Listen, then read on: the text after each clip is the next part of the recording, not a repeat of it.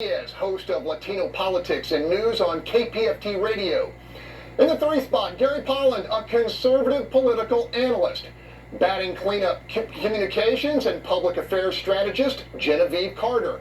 And closing us out, media consultant Janice Evans. Let's begin. 12 days have passed since our national election, and despite mounting confirmation of Democrat Joe Biden's victory, millions of Americans still refuse to outcome. It is a refusal urged by President Donald Trump and a slate of hardcore allies who allege the election is being stolen in what amounts to a vast left-wing conspiracy. As of Election Day plus 12, no demonstrable proof of substantial outcome-altering fraud has been presented and verified. It bears mentioning that the president and his supporters are alleging rampant fraud in states like Georgia and Arizona, where Republicans are in charge of the election process, and insisting the process they administered is clean and honest. Fueling the Stop the Steal movement, so-called fringe social media platforms, and a full-blown fundraising effort by the Trump campaign to finance the billionaire president's legal challenges. Here in Texas, Lieutenant Governor Dan Patrick has offered a $1 million reward for evidence of election fraud, which leads to a criminal conviction. Bottom line, the battle to prevent Joe Biden from taking the oath of office is still ongoing, but barring a major development, it appears to be gradually losing steam. Let's get going. Gary Polland, what do you think of all this? Well, it's amazing. I mean, I really did not anticipate that we'd have an election that was as close as the one 4 years ago. And I do think there are troubling things and statistics and the like as to what went on in this election, but I agree with you, Greg.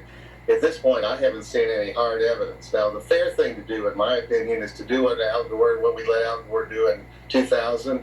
He had 37 days to establish that he had won Florida and not lost Florida. He was not successful, and we moved on, and I think that's what we need to do here. So we still have days left for President Trump and his team to demonstrate there's sufficient fraud to change the election, and that's the key. Was there ballot fraud? Absolutely. The question, was it enough to change the election? At this point, we don't know. Tony Diaz, I'm assuming it's been like a 2-week party at your house. What's your take? How you feeling? Well, and I understand, because I think us Democrats remember where we were at 4 years ago, how bad we felt, and the disappointment. Same close race, same electoral decision. I think right now you got about a week buffer where I think Republicans have to step in and rein in the end of the Trump reign.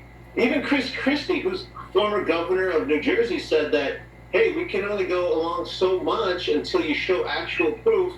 And Republicans, too, they need to pay attention, because there are 2 congressional races coming up for Republicans in Georgia. So this is going to fly back at them. If they don't renounce Donald Trump's attempt to sabotage what looks like a fair election after a certain amount of time, it's going to hurt them in Georgia. And what you're going to wind up with is Democrat president, Democrat House of Representatives, Democrat Senate. So I'm going to say that you get about a week buffer after that. You lost. You need to be mature about it and gracefully step out and let Joe Biden begin his administration.